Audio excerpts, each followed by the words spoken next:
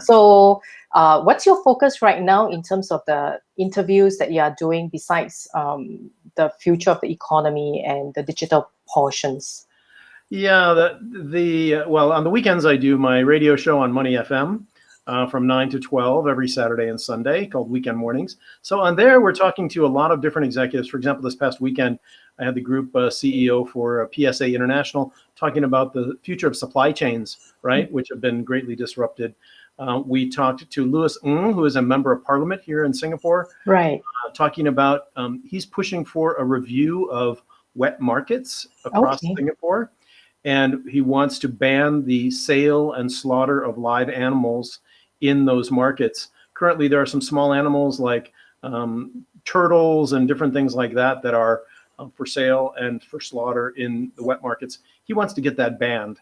I see. And also do a review of wet markets. So a wide variety of guests on my weekend show. Right. And of course, during the week, I'm doing consulting with my corporate clients on their crisis communication needs and on their regular communication needs as well. Right. So I think we will probably be coming back and I'll be asking you some more questions on that later. Now we actually have Roshini saying hello to you. Oh, hello. Hi. Yeah. So while we are actually waiting, let me just share what will be happening today in terms of the episode.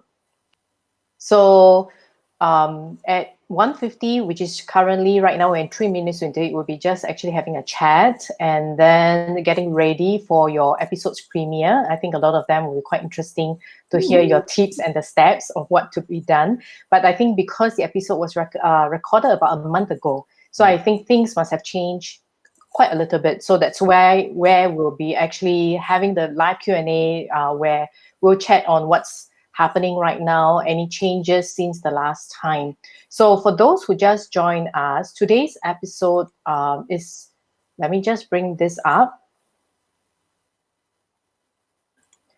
Today's episode is with Mr. Glenn Van Zutphen, who's actually on to leadership communication during crisis. I'll introduce him a little during the episode premiere, but he's a crisis communication expert. So I thought it would be great. I think thanks to Avi for recommending you, Glenn, to be on board on these particular series. And I'm sure the audience will benefit a lot from it. I'm happy to be with you and happy to answer any questions. Great, thanks. So I think because this episode, during our interview, it was actually about 20 minutes long, but I had to basically just edit it short enough to keep people's focus for the episode premiere. We will probably, if we have a bit more time, we'll discuss it after during the live Q&A. I was just wondering on the future of the economy, some of the guests that you actually were interviewing, I think a lot of them were saying, especially in Singapore, that people will be quite comfortable working from home. How do you see these impacting, I think, generally the economy in Singapore as we move forward? How do I see the work from home? The business impact of working from home or people spending more time at home. Yeah. Yeah, it's interesting. You know, from everything that I've read and that I've talked with people about, there's kind of a split between, on the one hand, people actually seem to be a little bit more productive at home. Okay. They can really focus in on the things they need to focus on. On the other side, there isn't the ability to meet in real time with coworkers face to face, which is taking some getting used to, right? And you know, of course, a lot of meetings and things, you have more of the sense of what's going on in the meeting or behind the scenes in that meeting, or even just casually looking over at somebody on the desk next to you and saying, hey, can we do this? Can we do that? So a lot of that kind of interaction is now not taking place, which may tend to take away from some productivity. So there's a real balance that's happening right now. I do feel strongly, based on what we've seen over the past, let's say 2 months or almost 3 months now, that going forward, you know, many more companies are going to realize in general the advantages of having work from home as more of an option versus having to always have people come in the office. Certainly in terms of travel as well, we will see business travel significantly decrease after COVID-19 is on the side. Hopefully that's sooner rather than later. But we will see people not traveling nearly as much because they'll realize from this experience that there's no reason to travel. You can get business done in most instances doing it online. Right, that's true. Now, I think one of the things that you will be mentioning in your episode premiere is also the building of trust and confidence when communication and communicating during crisis, especially to big groups. Do you see challenges actually having to do these online in the future rather than actually the face-to-face, maybe the face-to-face town hall meetings? I think if you were to ask me that question 2 or 3 months ago, I'd say, yeah, definite challenges and very difficult to do. But now that everyone's getting so used to doing so much communication online, I believe that it will be much more feasible to communicate more effectively in a crisis scenario online. So probably you will share with us some tips on how to do that when you're actually communicating online. I think one of the things that I learned is right now I'm actually staring straight into the camera rather than looking at you, because it comes out very differently when we actually watch it on an episode. Besides that, are there any other tips? We have about 2 minutes left to about 2 p.m. actually. Sure. We have all seen amazing examples of good and bad backgrounds. So many of us now have invested in a green screen and are using some sort of a virtual background. But even if you don't have a green screen, that's okay. But even if it's at your home or in your living room or wherever, just making sure that whatever is in the background is not distracting too much. We've all seen interviews with people and they maybe have bookshelves behind them. And not only do they have books, but they have maybe little furry animals and they've got pictures of their family. And, they have all kinds of distracting stuff on the shelf behind them. Well, people need to realize every little bit of distraction takes away from their message and from them being thought of. So I think that's important.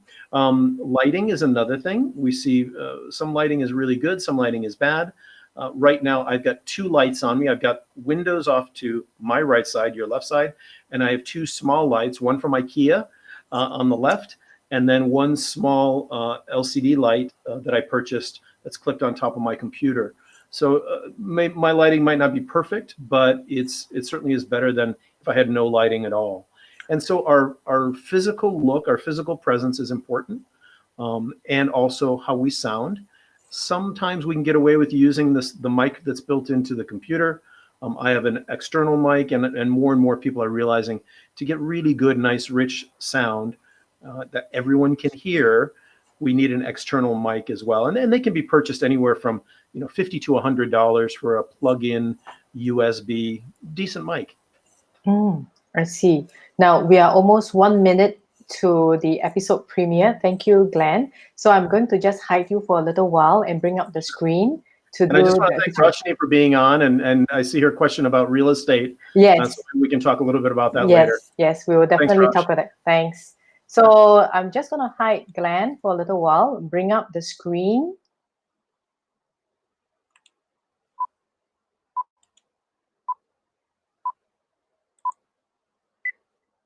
Hi. Welcome to the Leadership During Crisis Online Summit series.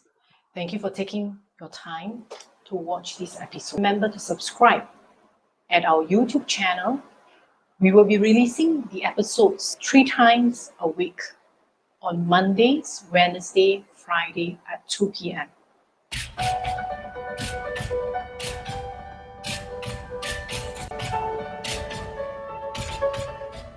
He is a career international journalist and the founder of Band Media Group Private Limited. His global consultancy coaches high-performing leaders to be confident, credible, and clear speakers in all situations. How do you communicate with confidence as a leader when there's so much uncertainty with the current COVID-19 crisis? It's a fantastic question, Janet, and it's one that every executive wants to really understand how to do the best job they can. And I think first and foremost is this idea of who are we actually trying to talk to? it sounds like such a simple idea, but knowing our audience is absolutely key to trying to figure out what it is we're going to say at any given time to any given audience. For example, some leaders want to speak to a lot of different people. Maybe have their employees they want to speak to, customers that are out externally, shareholders or the board of directors or someone's boss. There are many different audiences or stakeholders that people can speak to. And the first, and I think most important idea executives need to think about, beyond the content that they want to deliver, of course, is who are they going to speak to? So, for example, who is that audience? With a four-step plan, right? Why are they going to listen to that executive? What's in it for them, right? What's their interest? How much do they already know about the situation or the person who is giving the information? And finally, what are their, and most importantly, I would say, what are their concerns? What are their sensitivities?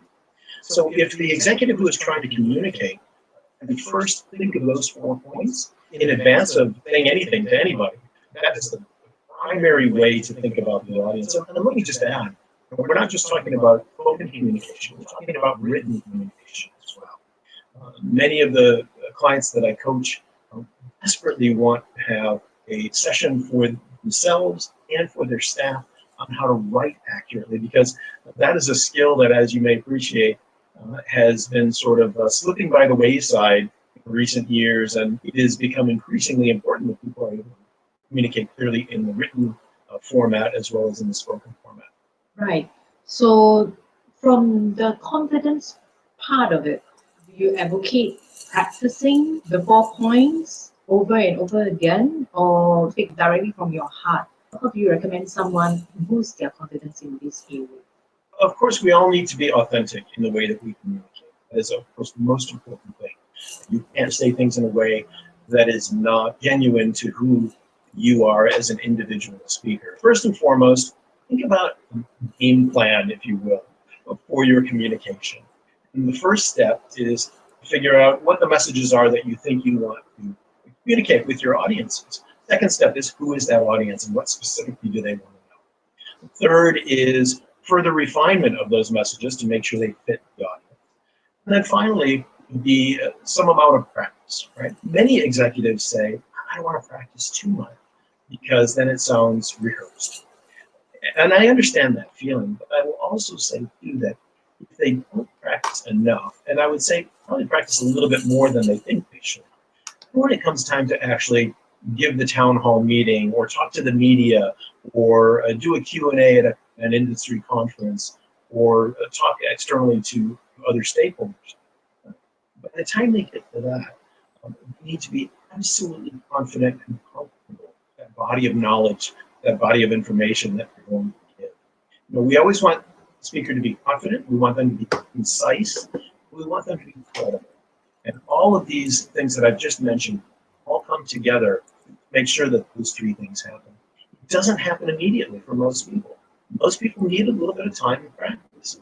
For example, if you've got your town hall meeting about COVID-19 coming up in 2 or 3 days' time, it's worth it to set aside, make a calendar appointment for maybe 2 hours or 3 days before, and go through this process, go through these steps. What it is you're going to say, and write it out if you have to, or do it in bullet points or whatever, but then also practicing it. It's so vitally important because, if you think about a sports team, the players on the field, they don't just go out and play the game.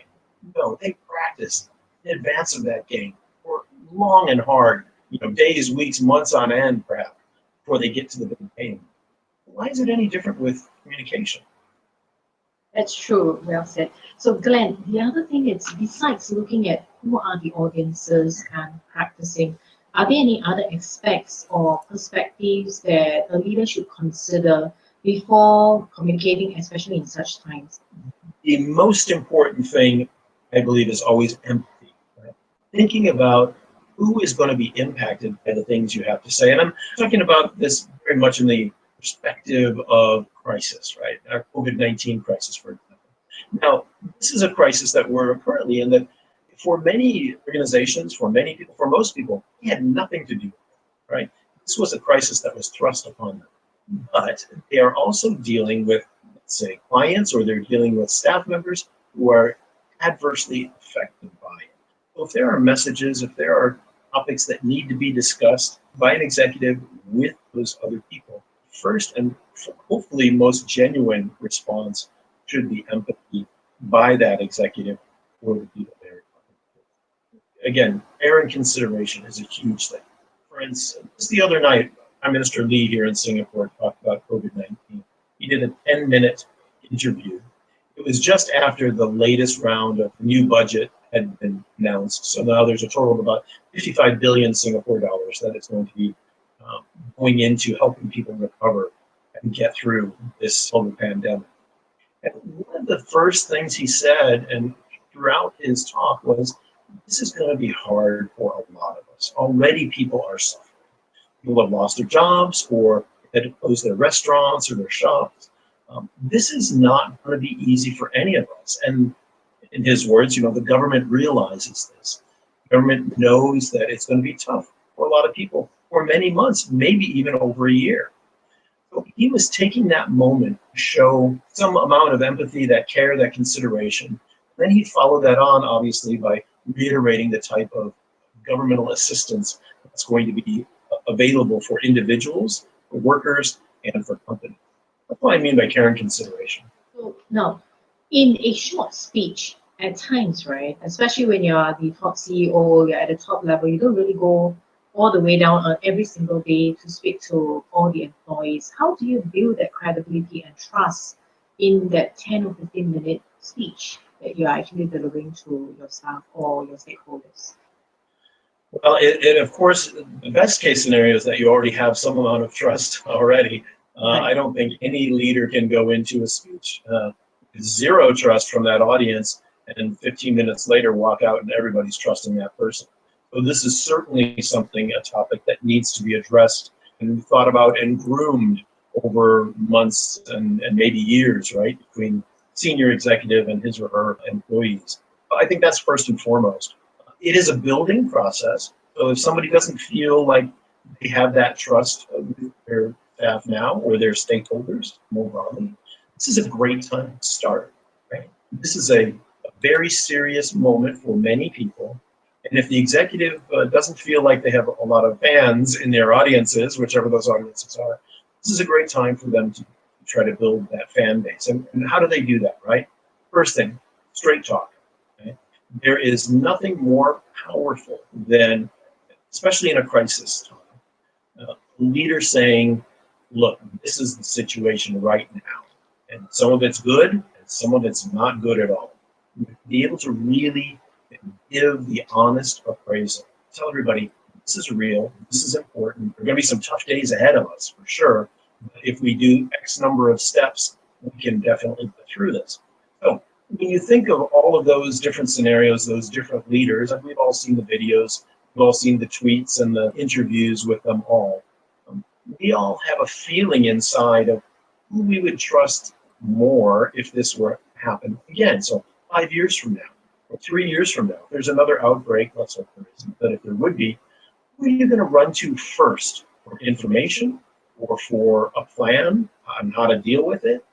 These are the kinds of things we have to think about when the leaders are trying to build that trust and credibility.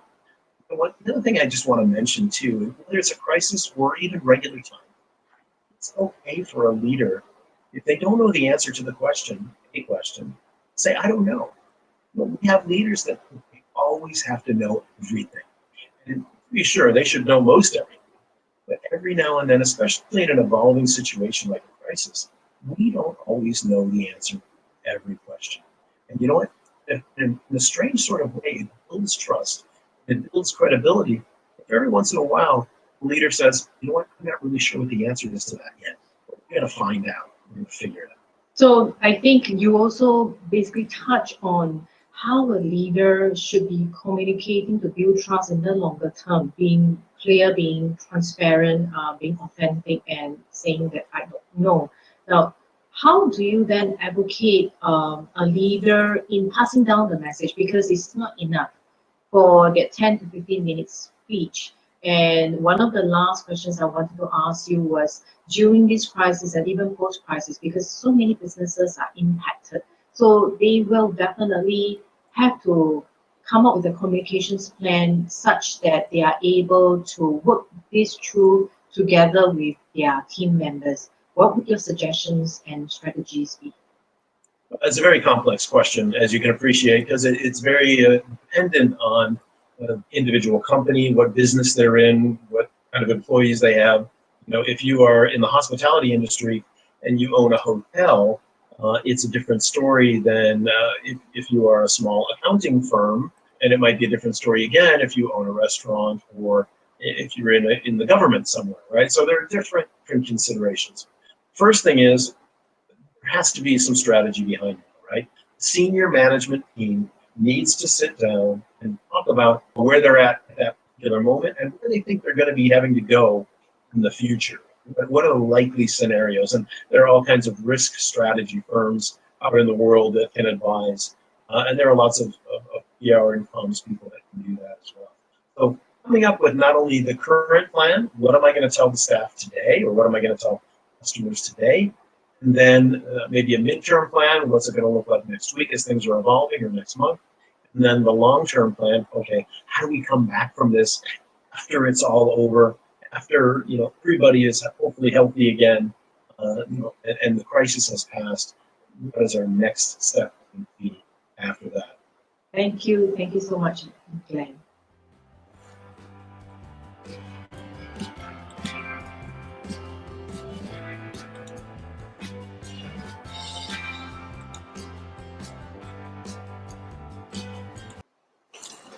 Hi, Glenn.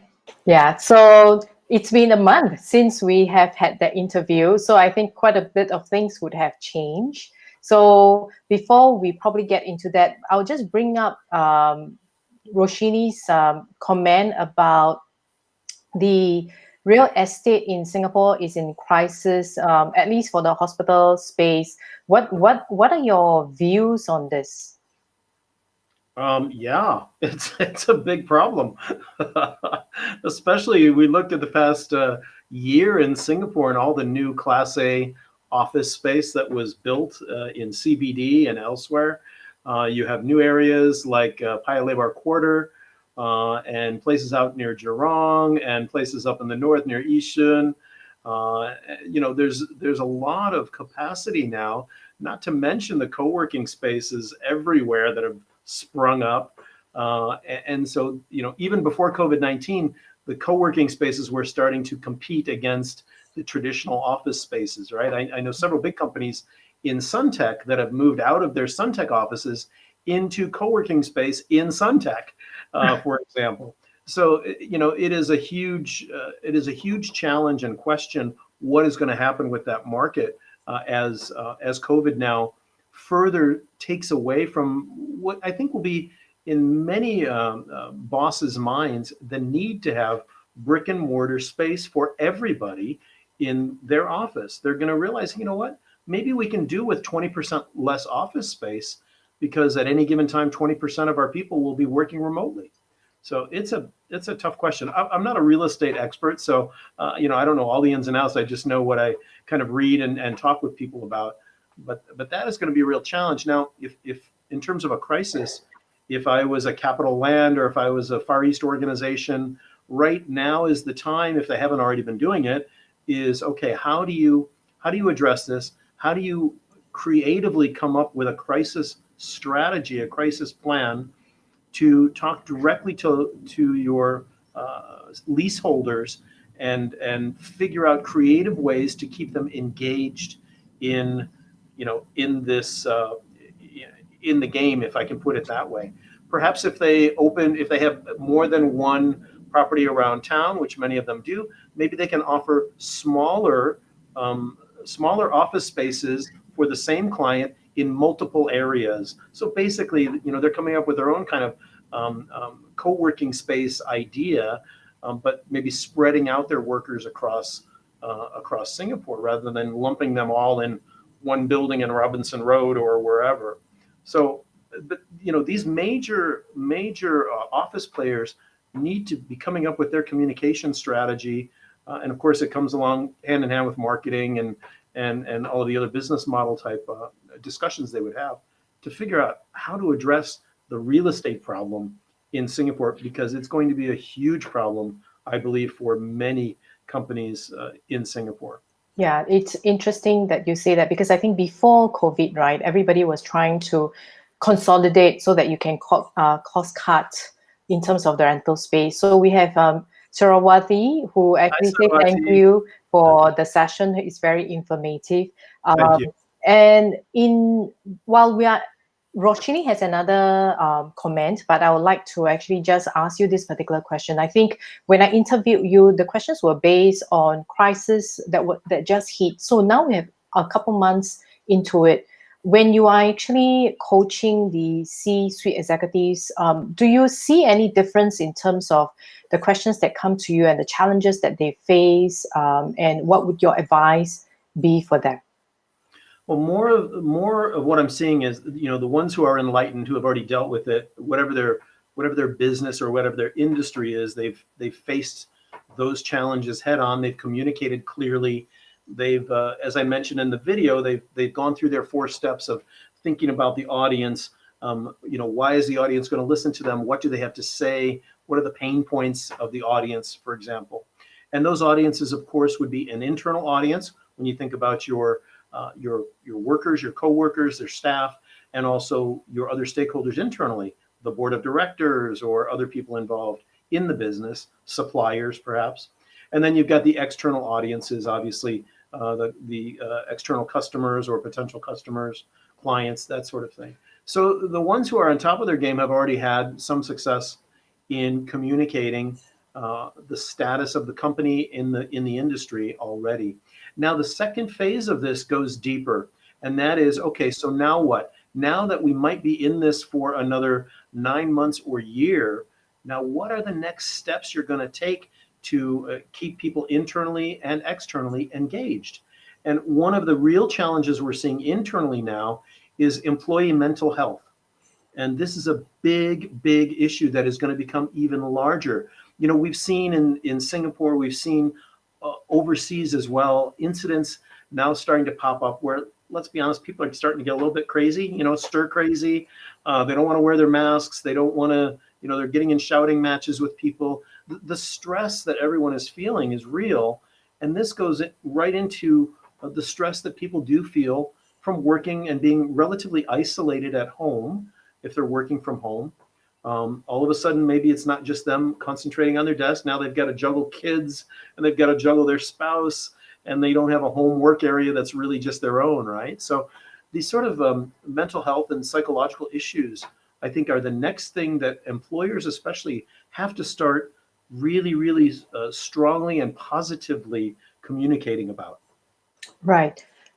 Yes, I think that's definitely true, because last week when I was speaking to a guest from the Philippines, apparently in the Philippines, the government has already actually instilled regulations where company have to really look into actually employees' mental health, and to set up regulations and guidelines on what employees can do for that as well. Now, switching gears a little, Roshini is asking on for us in training, how do you communicate with empathy and yet be effective in selling workshops? Is there that way that can be done during these times? Well, Rosh, great question. And, it is one that anybody who is in the business of selling is facing right now, because you want to be sensitive and rightly so toward the plight of people that are sick, or have had relatives or friends that have been sick, or heaven forbid have passed away. So there always, I think, has to be an undercurrent of empathy toward the situation. And I think that's the first and most hopefully heartfelt response. The reality is, though, the longer we are in COVID-19 mode, if I can put it that way, the more everyone is realizing, yes, we have to keep our eye on the empathy angle, but we do need to carry on. We do need to move forward with whatever it is we do in our lives for work, or for, especially in the work realm. And so I think, we don't want to just jump in automatically and say, okay, so now, buy my service or pay me to do this or that, or buy my products. But there is a reality that we do need to start moving that direction with a sense of, keeping in mind. So perhaps to get more granular on your question, maybe the types of services that you offer have an angle that is related to or helping in some way the COVID-19 effort. We've seen many companies already that are donating to first responders and healthcare workers, for example, honoring their service and their hard work. So maybe that's one way you carry on with your product or service, but then also giving back into that system. As a coach, Rosh, maybe part of your day is spent in a for-profit way, and maybe part of your day is spent donating something to a local hospital or a local organization that is helping the migrant workers or whomever. So, maybe there are different ways that you can pursue what it is you need to pursue to, let's be honest, keep the lights on and pay the bills over this extended time. But also you're doing it in a way that's mindful of what's going on in the greater world around us. Right. Thanks, Glenn. Now, the last time when we actually spoke, you are also actually a keynote speaker, and you were telling me about some exciting technologies, especially when we look at big conferences. I think gatherings of big conferences, I think, will be probably forestalled for quite a long period of time. So could you share with the audience as to where large conferences, industry trade shows, what direction would these areas be going? And if there are audiences that are involved in these particular industries, how should they be preparing for themselves to actually move to the future? Thanks, Janet. That's a great question, and really, it's one that nobody has a definitive answer for yet. People are starting to sort of come out of the woodwork. Associations, businesses, conference planners. I know a number of colleagues already that have done presentations for 1,000 people online or more, big conference type virtual conferences. And that is what's going to happen, I would say, at least through the end of the year. There is no way that a conference organizer in their right mind is going to bring together 300, 400, 500, 1,000 people in this time when we still have this roller coaster, this peaks and valleys of COVID-19, a pandemic still with us. So I think for the foreseeable future, people better just plan to do whatever it is they do it online, and that goes for conference speakers. Now, of course, the technology is here. For we think of Zoom. We're on YouTube right now. There are many different platforms that can be done, and those are all pretty much the same when you get right down to it. The secret sauce in online presentations is really going to come to engagement. So how can you, as a keynote speaker or as a coach, engage that audience every 10 to 15 minutes? Because we all know that if we don't keep engaging people, they go away very quickly, and especially if they're sitting at home, right? Lots of distractions, everything from their phone to whatever else in front of them, a split screen, a second screen. So we need to think about not only the online polls and the word clouds we can build and the chats back and forth asking questions. Of course, we've got the breakout rooms. We need to be mindful of how to show more video and engaging content. But also, a lot has to be done before these conferences even start. And by that, I mean reaching out to conference organizers, reaching out to, if it's possible, the people that will be attending, and asking them maybe a week, 2 weeks, 3 weeks in advance, okay, what do you want to see during our conference online? What do you want to see during our training? What will be of value to you? So actually, discuss what is necessary to have in that online meeting or that online conference.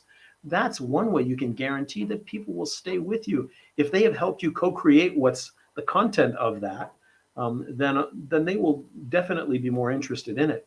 The other thing is, as conference speakers or as coaches, we need to look into the organization that we're going to be presenting to, see what has been done recently, see what issues are topmost in their minds, see what other online seminars, for example, that they've done, and see how we can reference those and bring in some of that knowledge, that learning from those previous conferences or engagements online, and make it part of our own presentation. So there are a lot of different ways that we need to think about engaging our audiences, because these online master classes, online conferences, they are here to stay for the foreseeable future. Right, thanks. There's a similar question by UH Lee, who is asking effective communication, but more from a leadership perspective, because it's already challenging in face-to-face situation. How can a leader be even more effective online? So he said that some of your answers in the previous question had addressed part of it. I'm just wondering, are there additional tips that you'd like to actually add on to, besides engaging the stakeholders that obviously will be present during the presentation? Are there any other tips from a business leadership standpoint? Lee, thank you for the question. That's a great one. We can't overestimate. We can't overstress the importance of knowing who it is you're going to need to talk to, and about a given topic, topic X, let's call it. And that it's going to be a difficult topic, maybe a crisis, maybe an internal problem that's happening in your organization. So we know that there is going to be something that's going to be quite hard to discuss with somebody, whether it's a boss that's above you or whether it's a colleague that's lower than you in the rank. But the main thing that we always have to keep focused on is that person, that colleague, that stakeholder. What is it that they are going to need to know? How do they want to hear it? What kind of words do you need to use? What is the problem that they need to solve? These are I think the most important elements to communication, whether it's in a crisis or in a good time. And too often, way too often, we see senior executives who should know better are thinking about, okay, I have something I want to say, and I'm going to tell you about it right now, right? Rather than thinking, okay, what does the person on the other side need to hear, right? When we think about a staff meeting, when you think about a staff meeting, let's say it's about vacation, holiday time, right? What is the audience, if you're the boss giving that, what does your audience want to know about? What is the only thing they care about, right? When you're talking about staff holidays for the year 2020. And that is the only thing your people care about is, can I get the days off that I want to get off, right? That's my thing. I want to know if I can have my holiday when I want it with my friends or my family. Maybe it's at a holiday time, maybe it's not, but and am I going to get paid for it and all that sort of stuff, right? So the needs of that person is different from you as the executive, who, when you think about holiday planning, you're thinking about, okay, how can I make sure that all the job positions are covered and that we don't lose clients and that everybody is serviced and all that. So your angle as the leader, as the CEO, as the manager, you have a totally different mindset, right? Well, how can you blend those two? How can you make sure that your needs are fulfilled, but also the concerns of the audience are fulfilled as well? Just one example. Great, thanks. So Roshini said, thank you for your tip, and she loved the idea of being mindful with what we can offer. Now we are at 2:30, but I'd like to share to the audience as to how later on you may want to find out more from Glenn. So let me just hide Glenn for a little while and show up the other screen. If you would like to know more about the Leadership During Crisis Summit series, you can visit the Effective Asian Leadership webpage and then click on the page Leadership During Crisis. And in there, as you scroll down, you see the various different episodes. And for Glenn's episode, once you click on Watch Now, you'll be able to see his page, his background, and how you can contact him through his website. There's also a clearer copy actually of the episode premiere that you saw a little earlier on, because that was a stretch screen. So it was a little bit blurry, and probably because of the connection, there were some mismatches in terms of the voice and the video as well. So after this episode, I'll be editing it and inserting into these webpage so that you can actually watch the episode with the live Q&A at the same time. So as you scroll down, you'll be able to find more about Glenn and how you can contact him through his company, VamMediaGroup.com. So let me just bring back Glenn. Glenn, thank you so much.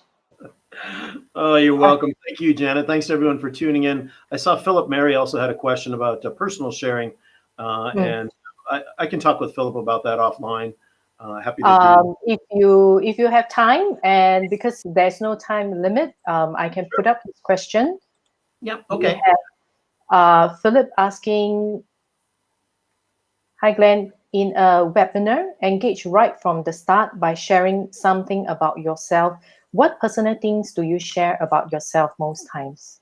Yeah, Philip, I would say I think we need to be careful about that particular point, because I always, if I'm going to share anything, it has to be something that relates to the audience and the audience's experience.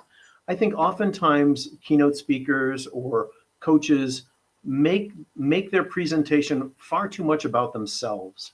And I think the personal sharing should be about something that either establishes your credibility or your authority in the topic, or something that your particular audience can exactly relate to. You know, perhaps it was the heavy traffic or the rain on the way into the presentation, if it's a live in-person presentation, something of that nature. But I would be very careful about sharing things that are not relevant to either the topic or relevant to the audience. And that, of course, is very situational, depending on who you are and what you're presenting to the audience. I do find in many situations, speakers go too far deep into their own stuff. And I don't think most audiences really care about that, because actually, unless you're a well-known political figure or a cultural icon that people are dying to know about your background, your history, your life, I think generally speaking, for most of the rest of us mere mortals, people want to know about what's useful to themselves. The audience wants to know about what's useful to themselves. And so a little bit of sharing, I think, is good, as long as it relates to the audience or to your expertise in delivering your message to that audience. Okay, he actually has a follow-up more from the perspective of your experience of COVID-19. Yeah, COVID-19, I've had a number of friends who have been stricken down with COVID-19 back in the US. And I have not had the opportunity to bring that up in a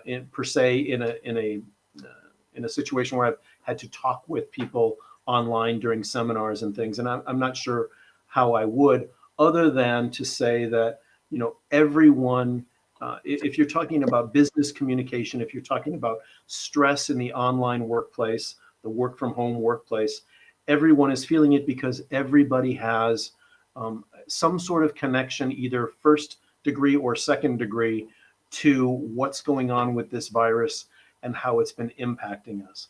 And I think from an empathetic standpoint, you could mention that if it was appropriate to the topic. I think business leaders as well, when they are talking with folks, again, thinking about the mental health of their workers, of their colleagues, perhaps of their clients and the people they serve. COVID-19 is a real stress-inducing moment for most of us. And I think when we share personally about that, it does relate us back to the audience. But I do think we need to do it judiciously and in a way that is obviously very, very empathetic. I hope that answers your question, Phil. Yes, I think he replied and said thanks, he agrees. And that was a great answer. So Philip's a smart guy. We always know that. One of the best.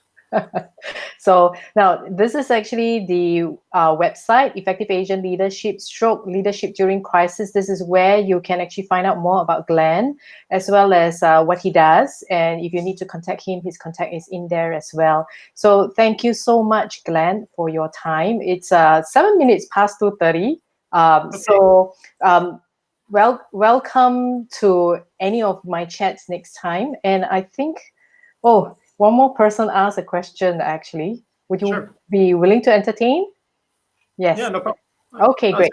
Eric. Yep. Okay, great. So Eric asked this question. Hi, Glenn. In areas where there is an inadequacy in technology, what can you suggest would be the best communication technique or strategy?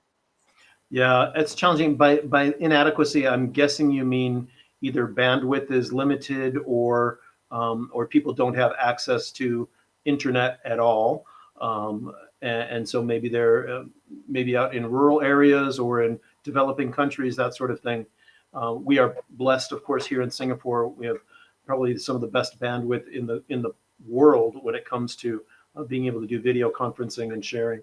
Um, uh, I think, Eric, it just really honestly would depend where you are. If you were in a developing country, perhaps the only way you can connect with people is by SMS, right, on their phones, or maybe there is a way through a traditional radio or traditional television that you can get messages out that way. If in fact online, internet type applications or video conferencing is not available. It's really challenging. Of course, so many people are using, now using Instagram stories and Instagram videos, TikTok, Twitch, many of the other newer and newer online apps that maybe take a bit less bandwidth. So if there was a challenge where there was some bandwidth available, but not a lot, you may want to consider getting messages across that way, opening up a discussion group, let's say on Instagram with your workers, or on Facebook, or obviously YouTube has them. But it's a real challenge, and I think it's very much depends on where exactly in the world you are and what exactly the capability is. Right. I think, if I'm not wrong, Dr. Eric Leros is from Philippines. So I think that there is a huge problem in bandwidth. I agree. So if I'm not wrong, I think a lot of the groups that I'm in that is involved in Philippines is using Facebook quite a bit. So I think that maybe requires a lot less bandwidth, and the only thing it's if it's an issue actually of privacy, then creating probably a private group within the Facebook Live group, because this is what I heard actually from another leader from Malaysia whose staff are actually security guards down at the front. They may not be so apt with actually a lot of the technologies like Zoom and all those, so she's using Facebook actually to directly communicate with them. Yeah, absolutely. And I know in the Philippines, Facebook is very popular. So that would certainly be one way to attack, handle that problem. Like you say, make a private group so that people can be invited and make sure that it's closed. I would also look into Instagram as well. I would look into maybe not TikTok, but Periscope. You can Periscope things out through Twitter if Twitter is used well. And so I think there are some different options out there, obviously, where you're not doing. Now, the other thing is, you might be able to use Zoom, but just not video conferencing, right? So if everyone turns off their video, or even WhatsApp, you can do WhatsApp groups. Without the video, you take much less bandwidth, and you're just doing, let's say, voice calls or voice conferences that way. So that's another way to get around it. Great. Thanks so much, Glenn. And we have Andal saying that this is an extremely interesting discussion. So thanks, Andal. Yeah. And Jenna, let me thank you too, because you have so many interesting speakers across this series. And I've been looking at your updates on who you're having on and the discussion. So hats off to you for coming up with some really interesting topics and speakers. I'm looking forward to listening to their interviews as well. Welcome. Yes, in the process, I'm learning lots as well, and it helps. It helps with my business. It helps with, and I hope that the series actually help people out there at the same time. Yeah. Thank you so much. Thank you, and thanks to all of you who are listening and watching today.